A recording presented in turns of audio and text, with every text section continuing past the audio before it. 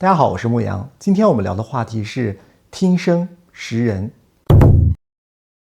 我不知道你有没有发现，有的人很好看，穿着得体，但是开口的一瞬间就破功。有可能是声音很尖锐，听起来像指甲划黑板的那种感觉；也有可能是很冲，那种感觉像用一根硬的棍子去捣你的后背，或者是声音卡在喉咙里面，有一种上不上下不下的感觉。这就是我们要聊的主题。你会发现声音是人体非常直接的风水局。在我们现在这个颜值即正义的时代，我们花了很多的钱去医美整容，买奢侈的品牌，包装自己的外壳，甚至请风水大师去调理自己的办公室桌椅朝向，但是我们往往忽略了每天伴随我们的关键的能量，就是自己的声音。如果说一个人的面相是对过去命运的一种静态的总结，那么声音就是我们当下能量状态的一种动态的直播。你可以听到一个人是不是有安全感，你可以听到一个人他的五脏六腑的盛衰，甚至潜意识里面对世界的状态。那接下来我们一起揭开被我们忽略了几十年的声音天机，以及如何通过调频把我们身上的穷气转换成贵气，从而重塑自己的人生轨迹。那在正式进入诊断之前，我们需要避免一个误区。有人说呀，我天生是公鸭嗓怎么办？或者我天生就是声音尖细，难道我就注定是穷气缠身吗？并非如此。贵气无关音色，关乎气口。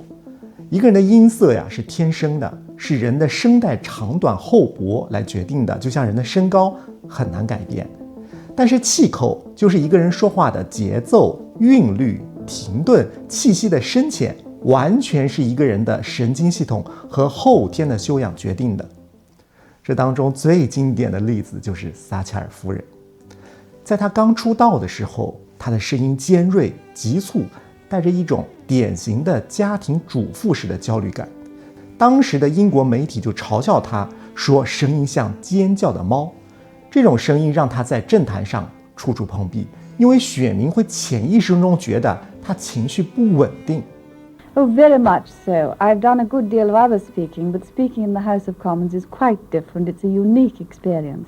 Do you think it's more difficult because you are a woman? No, I didn't notice that. It really is because of the quality of one's audience and the fact that most of them have had more experience at doing precisely what you are doing. 后来他请了皇家国家剧院的声乐教练，进行了长达几年的魔鬼训练。The history and the destiny of our countries have been and always will be inextricably intertwined. Our friendship goes back a very long way. We are, after all, among the very few countries in the world whose constitutions and national identities have remained intact over 2 centuries. 他没有去改变自己的声带构造的情况下，只是通过改变了发声的共鸣腔和气息支撑点，他的这种沉稳厚重带有丝绒般质感的声音就成了他作为铁娘子非常重要的政治武器。那么根据声学分析，他的平均音高降低了46赫兹。这说明贵气是一种技术，是一种可以通过后天刻意练习获得的神经系统的稳态。所以不需要为自己天生嗓子不好而感到难受，因为声音是我们神经系统的全息投影。所谓的穷气本质上是我们神经系统长期处于一种匮乏和惊恐模式的震动，而所谓的贵气是神经系统长期处于富足与安全模式的一种震动状态。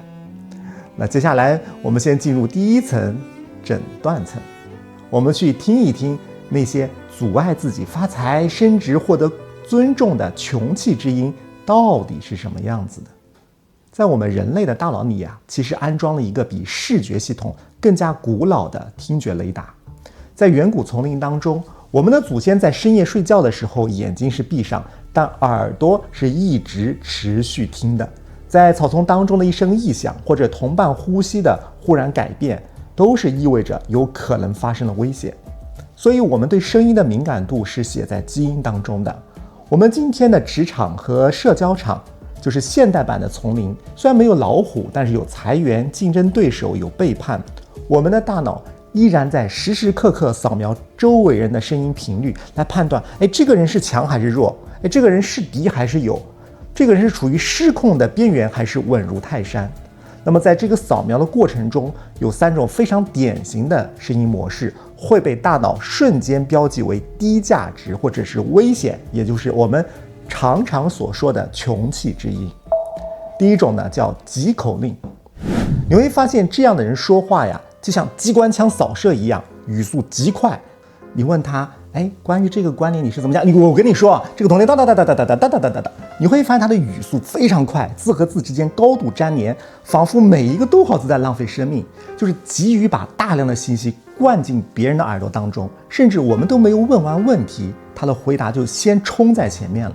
那么这种声音模式叫做急口令，在神经生物学上面代表一个人的身体处于叫做交感神经过度激活的状态。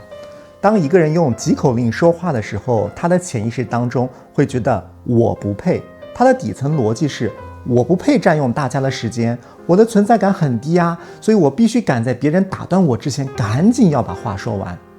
而且这种声音它有很强的镜像传染性，人类大脑当中的镜像神经元呀是非常神奇的。当一个人用急促焦虑的频率交谈的时候，在座所有的人他的镜像神经元会瞬间模仿他的状态，大家就会觉得莫名的呼吸急促，胸口发闷，焦虑不安。那别人不会想说他只是语速快，而是觉得这个人让我觉得焦虑，和他在一起我觉得不舒服或者危险。所以急口令的这种穷气是无法提供情绪价值，像一个行走的焦虑的发射塔。一个让周围人感到不安的人，怎么可能成为贵人呢？所以语速的快慢对应的是一个人对时间的掌控权。穷人被时间追着跑，贵人让时间等着他。第二种呢叫喉头音，这样的人说话呀，声音非常高和尖，而且发飘。举个例子，今天你吃饭了没有啊？我觉得吃饭吃惯了呀。他的声音你觉得不是从身体里面发出来的，是一种卡在锁骨和喉咙之间，有一种薄薄的雾气，好像一阵风就能吹散了。这个在中医里面叫气虚，或者叫上气不接下气。在《黄帝内经》当中说呀，肾主纳气，如果一个人的肾气先天不足的话，气就抓不住，沉不下去，只能浮在上面。那么这种声音频率在自然界当中对应的是幼崽或者是受精的鸟类。当一个人用喉头音交流的时候，传递的声学信号是我很弱小，我没有攻击性，请不要伤害我。这是一种防御姿态。然而职场是权力的角斗场，当一个人的声音在示弱，同事和老板他的潜意识会自动把它归类为叫无害但无用的群体。声音没有分量感，观点自然也就没有分量。这就是为什么喉头音总是被忽视，因为一个人的声音没有给他的观点提供底座的能量。而所谓的贵气，首先得有根，无根之木难成大材。那么第三种叫破碎音，这种是杀伤力最大的风水毒药了。大家可以注意听一下，身边有一些总是抱怨我怎么运气不好呀？我跟你说，我结婚之后我老公哒哒哒如何？我遇到这个朋友哒哒哒怎么差？你会发现这样的人十有八九有这样一种习惯，他的声音特质是每一句话的结尾声音都会断崖式的下跌，变成一种像气泡破裂一样的嘎吱的声音，或者伴随这种叹息。我跟你说，我老公对我一直都不是很好，就是这种感觉。那么在语言学当中，这就是气泡音或者嘎裂声的病态使用。那么这种声音的能量图谱是一种不断下坠的曲线。如果说前面我们所说的急口令是焦虑，而喉头音是惊恐，那么破碎音代表的是无助感。拥有这种声线的人在潜意识当中会容易扮演受害者。叹气在中医里面叫做善太息，是肝郁气滞、肺气不宣的表现。每一次叹气都是在把体内非常珍贵的阳气向外排泄，这就是非常损耗一个人的能量甚至财运的一种声音。为什么会这样？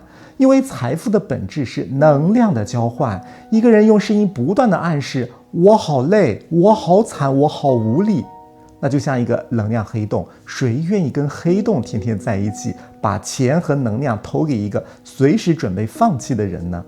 所以当一个人用破碎音来说话的时候，就是在向全宇宙在说我好匮乏，我要向你们索取。可惜同情换不来尊重，更换不来财富。我们再反过来思考，那什么是贵气的声音？真的是必须那种主持人的播音腔吗？并不需要，那是非常刻意的。真正的贵气在物理学上是一种叫低商的状态。你去听那些真正的上位者说话，无论音色如何，他们有一个很大的共同点，就是声音很稳。稳在节奏，他们敢于在句与句之间留出巨大的空白 silence， 就是不害怕冷场，这种留白反而制造了一种压迫感。他们稳在气息，每一个字都像钉子一样斩钉截铁，不飘不急不漏，这就是丹田气的体现。稳在频率，他们的声音很少出现忽高忽低的尖刺，而是一种持续的低频的共鸣声。那么这种声音代表着一个人的神经系统长期处于一种低能耗高效率的运行模式。一个人不需要通过提高声音来虚张声势，也不需要通过强化来刷存在感。那么这种神经稳态就是所谓的风水的源头。那么问题就来了，那如果我的声音已经是这3种穷气模式，我是不是就没救了呢？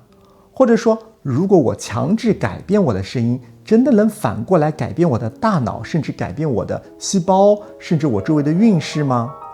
那么为了能够回答这个问题，我们需要把视角从心理学切换到微观物理学。接下来的内容可能会颠覆你对身体的认知。如果我告诉你你现在的长相，你脸上的每一道皱纹，甚至你肝脏细胞的健康程度，都是被过去这几十年来的声音给物理雕刻出来的，你觉得神奇吗？这当然听起来像玄学但是到了今天已经被实验室证明。我们需要引入2个概念来打通声音和肉身的壁垒，一个是宏观物理学的叫克拉尼图形，一个是微观生物学的表观遗传学。在18世纪，德国物理学家恩斯特·克拉尼就做了一个很有趣的实验。他拿出一个金属板，在上面均匀地撒满细沙，然后用小提琴的琴弓在金属边缘拉动，发出不同频率的声音。神奇的一幕发生了，随着声音频率的改变，原本散乱无序的沙子开始自动移动，排列成极其复杂对称的几何图形，有的像曼陀罗，有的是六角星，出现复杂的晶体结构。你会发现，当声音变化，图形就跟着变化。那么这个实验就揭示出声音或者说振动本身是可以去组织物质的。那么我们可以低头看一看自己的身体，我们人体内70%以上都是水，那么剩下的骨骼、肌肉、脏器本质上是由分子和原子构成的物质。如果说声音可以把毫无生命的沙子排列成几何图形，那你觉得我们每天发出的声音，把那个说几千几万句的声波，对于我们身体里面这几十斤的水和细胞会产生什么样的影响呢？京都大学在2023年和2024年发布了一系列关于生物声学的研究。研究人员就发现特定的声波压力可以直接作用于细胞，改变细胞骨架的排列结构，甚至影响基因的表达。虽然这个领域还在探索前沿，但这背后的逻辑链条很清晰，就是当我们每天如果用急口令那样焦虑、尖锐、破碎的频率说话的时候，这发出的是向全身37万亿个细胞发射一种混乱的指令。这就好比在克拉尼实验室，如果你用一种非常刺耳的不和谐的噪音去拉琴弓，那沙子又没有办法形成优美的图案。同样，当我们如果处于抱怨、尖叫、叹息的声波场的话，我们身体里的水分子簇、我们的胶原蛋白排列、神经递质分泌都会趋向于混乱和耗散。这种微观层面的物理雕刻在1天2天里它不明显，但是生命是复利的。10年、20年、30年过去，这种混乱的震动会固化在我们的脸上。为什么有的人老了之后面相会变得很刻薄、很苦相？不仅仅是相由心生，也是相由声素，是一个人的声音频率长期牵引着面部肌肉处于紧张痉挛的状态，导致了特定的皱纹走向。而那些拥有贵气声音的人，因为他们的声音频率常常带有胸腔共鸣，这种低频振动实际上是对内脏的一种物理按摩，每说一次话都像给我们的五脏六腑做一次声波 SPA。如果你养猫，就会发现猫咪非常擅长用一种低沉的持续的咕噜声来给自己做放松疗愈。那听到这里，我不妨请大家暂停一下，回想一下你今天发出的声音当中有多少是在抱怨，有多少是在感恩？那个震动就在我们的身体当中，正在成为我们明天样子的一个部分。如果说物理层面的改变需要10年才能看出来，那么神经层面的改变那就是立竿见影的。我们要理解所谓的穷气和贵气在神经科学上的本质，需要了解我们身体里面的一场战争，叫做 HPA 轴的经年反应。HPA 轴呢，指的是从下丘脑到垂体到肾上腺轴的人体压力中枢。当我们用急速尖锐的声音说话的时候，我们的大脑杏仁核会误以为自己处于遭遇威胁，于是 HPA 轴被瞬间激活，向血液当中释放大量的皮质醇。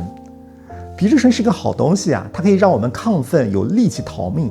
但问题是，如果每天都用这种声音说话，我们的皮质醇水平就会长期居高不下，它会导致类似于一种慢性压力中毒。我们的身体就会出现前额叶下陷，负责理智思考、长远规划的大脑区域被抑制，我们的智商会物理性的降低，只能看到眼前的利益而做不出长远的布局。这可能是穷人思维的生理性基础。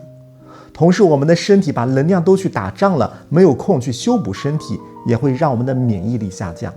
同时，我们的中耳肌肉会收缩，屏蔽掉低频的人声，因为我们为了要去听高频的警报声，所以你会发现常常听不进别人的劝，也没有办法去跟别人深度连接。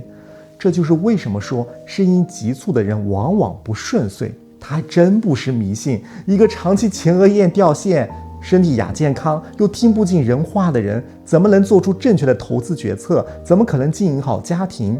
如何抓住时代的风口呢？那反过来说，什么是贵气的神经机制呢？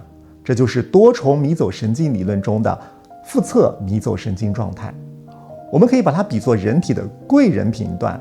当我们开始刻意放慢语速、压低声调，使用胸腔共鸣的时候，我们在进行一种逆向的生物反馈。我们在告诉自己的大脑，我很安全，我掌控全场。于是 HPA 轴关闭，皮质醇下降，催产素和血清素开始分泌。这个时候，我们的前额叶上线，我们的智商回归，可以看到复杂的局势，做出非常冷静的决策。我们的中耳肌肉放松，可以捕捉到他人语气当中细微的情感变化，我们的情商也在变高。同时，我们的稳态会通过镜像神经元去感染到周围的人，让别人觉得跟你在一起很舒服、很安全。这就是气场的磁化。所谓的运势，本质上就是当你一生中无数个关键决策的正确率的总和，而声音就是那个影响我们大脑是短视逃命的状态，还是长远智慧模式的开关。所以念声音不仅仅是练口才，也是在给我们的大脑供氧，是在从物理层面提升自己的决策智商。如果说科学是在用显微镜去看细胞，那么东方智慧在用广角镜看我们的人生。你会发现实验室当中的神经数据居然和几千年前的《黄帝内经》与曾国藩的断语遥相呼应。中医当中有一个核心逻辑叫做思外揣内，就是我们不需要把人的肚子剖开，听一个人的声音就能知道你五脏六腑的能量状态。《黄帝内经》说肝在身为呼，心在身为笑，脾在身为歌，肺在身为哭，肾在身为声。我们要重点讲讲这3个最影响贵气的脏腑：肾、肺、脾。首先是肾，因为中医认为肾主骨生髓，开窍于耳，肾是先天之本，是一个人的能量电池。如果一个人说话声音总是发虚发暗，就像隔着一层棉被，或者说话没有底气，往往是肾精不足的表现。还记得我们前面说的迷走神经冻结状态吗？那对应的心理是恐惧，而在中医当中，肾在志为恐。一个肾气虚的人，必然胆小怕事、优柔寡断，声音立不住，做事也容易立不住。反之，所谓的富贵之身，往往带有金石之韵，并不是他的嗓子好，而是肾气充足，骨髓充盈。好声音是从骨头里面传出来的，这种穿透力代表着一种非常坚定的意志力。其次呢是肺，肺主气，司呼吸。你会发现说话喜欢叹气、尾音下坠的人，在中医看起来叫做肺气不宣。叹气就是在排郁气，实际上这是一个恶性的信号，因为每一次叹气都是在告诉你的潜意识，哎呀，我好压抑呀，我的气已经转动不了了。气滞则血瘀，如果连呼吸之气都运转不灵的人，怎么能运转得了庞大的财富之气呢？最后是脾，脾主运化，在志为意。大家注意观察呀，那些说话逻辑混乱、絮絮叨叨、车轱辘话来回说的人，在中医当中叫做脾律失重，导致意念不清晰，就像被那个湿毛巾裹住了一样。那这种声音模式的人，往往做事拖泥带水，缺乏决断力。在商业社会，效率就是金钱，逻辑就是生产力。一个脾虚的声音，那就是一张效率低下的名片。所以所谓的改运，在中医看来一点都不玄乎，并不是让你去烧香改个名字，而是说当我们的五脏的能量是漏的、虚的、乱的，再好的风水也接不住。而养生就是养五脏，声音亮了，说明气血通了，人的能量电池充满了，这才是基础。那既然声音能反映五脏，自然就能反映命运。晚清中兴名臣曾国藩阅人无数，他在兵谏当中把声音拔高到了一个非常高的地位。他说呀，功名看气宇，事业看精神，若要看条理，尽在言语中。书中记载，贫贱者声如破锣，富贵者声如金石。大家不要去误解，以为声如破锣就是嗓子破。曾国藩所说的破指的是嗓和燥。在曾国藩的军营当中，他非常警惕一种人，就是说话太快、太急、太满的人。这里有一个非常经典的历史侧写。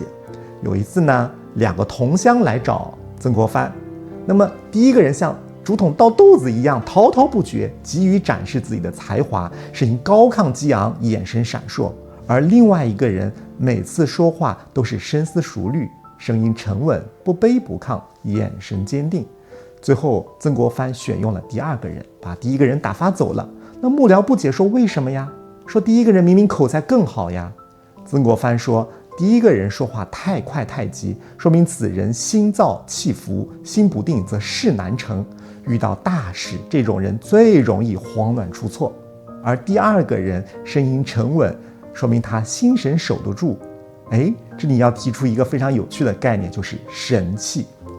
一个人的贵气不在于他穿的怎么样，而在于他的神是不是可以藏得住。而声音是一个人神气的出口。所谓贵人语迟，迟的不是速度，而是定力。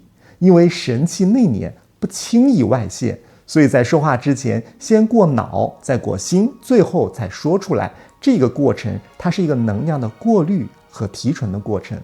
那么反过来，如果口无遮拦、咋咋呼呼的话，就是神气外泄。也许可以赚到快钱，但是很难守住长久的基业，因为能量会一直泄露。那讲到这里，关于声音风水的最高境界，其实还不是某种特定的声音，而是静。道德经说，大音希声。真正的顶级贵气是知道在适当的时候闭嘴。你去看那些真正的大佬谈判或者高僧说法，他们最震撼我们内心的时刻，往往不是在说话的时候，而是在说完一句话之后那个长长的停顿。这个停顿它不是空白，而是像绘画当中的留白，它给听者思考的空间，也是对自己能量的回收，是一种无声的压迫感和掌控感。所谓急人寡言，躁人自多，学会了控制声音的止，才真正掌握了声音的起。声音的风水修到最后，修的就是此时无声胜有声的定力。那聊了这么多，大家一定很关心，哎呀，我已经听出来了，我的声音确实好像有穷气，我说话急呀飘呀，喜欢叹气，那我怎么办呢？我是不是要去报一个什么主持人班呢？好消息是有救，而且根本就不需要去念什么播音腔。我们前面说过，声音反映了神经系统和五脏的状态，那它就是一个双向通道。那既然紧张的神经会导致急促的声音，那如果我们主动去控制我们声音变慢变稳，是不是就可以反向安抚神经，甚至补足肾气呢？这就在医学上叫做生物反馈。我在这个地方给大家分享3步走的实修方案，从物理到心理，层层递进，而且不需要花1分钱，只要你愿意现在就试试看。第一个方法呢叫物理外挂，丹田定锚法。有一些朋友说话会有一些飘或者是尖，是因为声音都在胸口或者卡在喉咙。那么做的第一件事情就是把气的重心要降下来。这里要涉及的一个技术呢叫做核心肌群发声法，就是古人说的气沉丹田。但是我知道很多朋友说丹田到底在哪里，一说丹田就要么吸肚子或者是呼吸变浅了。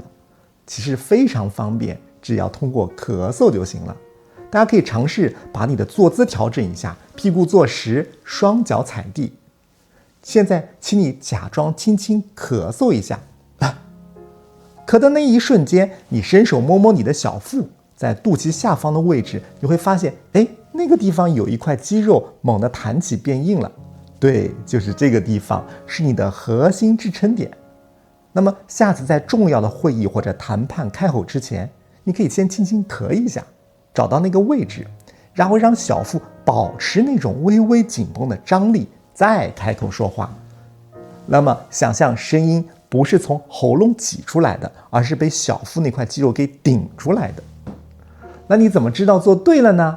你可以把一只手放在胸口，另外一只手放在小腹。如果说话的时候胸口的震动很大，说明是在用肺部说话。而如果说话的时候感觉我的小腹有持续性的微微的对抗感，而且声音变厚了，说明我们就用上了丹田气。这不仅仅是发声的技巧，当我们收紧小腹核心的时候，我们是在生理上给大脑发送了一个信号，就是我很稳，我有力量，我准备好了。你看，在物理层面都可以帮我们壮胆。那第二步呢是哼鸣法。如果我们的声音总是习惯性的尖锐紧绷，说明我们的迷走神经有一些难受，需要润滑一下。那么最简单最有效的迷走神经的刺激法就是哼鸣。因为迷走神经有一根分支直接连接到我们的声带和耳蜗，当我们闭着眼睛发出这种震动的时候，这种物理震动就像按摩椅一样，会直接刺激我们的迷走神经，强制把我们的身体从战斗模式切回到安全模式。其实我们可以在每天洗澡的时候就利用我们浴室的混响做5分钟的哼鸣练习。这个练习很简单，首先要闭上我们的嘴，但是把牙齿轻轻地松开，不要咬紧哦，然后发出这种刚才的的声音。但关键的是要让这个震动不仅仅停留在喉咙的位置，要让它传遍我们的头骨，甚至像电流一样传到我们的胸腔。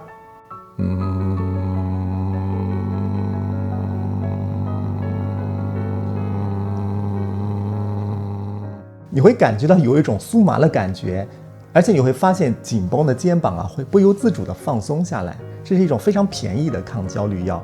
那么每天5分钟，坚持2个星期，你就会发现你的原声音色发生变化。原来有一些那种尖锐的毛刺感就消失，被一种温润的有磁性的声音所替代。那第3步呢，就是我们叫3秒停顿法。针对有些朋友说话很急总被别人打断的一些状况我们往往遇到的问题是叫条件反射式的抢话。这是一种其实非常深层的讨好型人格，就是如果我不回答，对方会不会不高兴？那我们就练习一个动作，当别人问我们一个问题或者轮到我发言的时候，先闭嘴，就算我已经想好答案了，也不要马上说，然后在心里默数1、2、3，就利用这3秒，用鼻子深吸一口气入腹，就找到我们刚才咳嗽的那个位置，然后看着对方的眼睛，把话说出来。我举一个例子，今天你吃什么呀？哎，今天我吃了包子还吃了面条。今天你吃什么了呀？今天我吃包子了，也吃了面条。你会发现对听者来说呀，这3秒时间它不是说我很尴尬冷场，而是你说话是深思熟虑的，它会极大的提升我们接下来说这句话的重要性。所以这3秒就切断了我们原来那种讨好的神经回路，重新夺回了对话的控制权。敢于停顿就是敢于占据时间，而这就是最大的贵气。那回到视频最开始的问题，为什么我们要去修声音？是为了去忽悠别人吗？是为了装大款吗？当然不是，我们修声音修的是觉知。因为当我们开始觉察到我们说话急了，其实就觉察到自己的焦虑。当我们开始把声音沉下去，其实就把自己的心给沉下来。当我们开始敢于在对话中留白，就是学会了在纷扰的世界当中留给自己一点空间。你会发现声音是灵魂的乐器。我们以前可能真的在无意识的乱弹琴，发出噪音、匮乏和焦虑，但从今天开始，我们可以做自己生命的调音师，把这个尖锐的高频降下来，把尖锐的节奏缓下来。当我们声音当中的风水顺了，你会发现人生的风水也会慢慢的顺起来，因为万物皆震动，而你是那个定调的人。我是牧羊，以理性破译命运，用灵性抵达自在。如果你觉得这一期视频对你有启发，欢迎点赞、订阅、分享给你身边那个说话太急的朋友，这可能也是帮他改变人生的开始。感谢你的倾听，我们下期再见。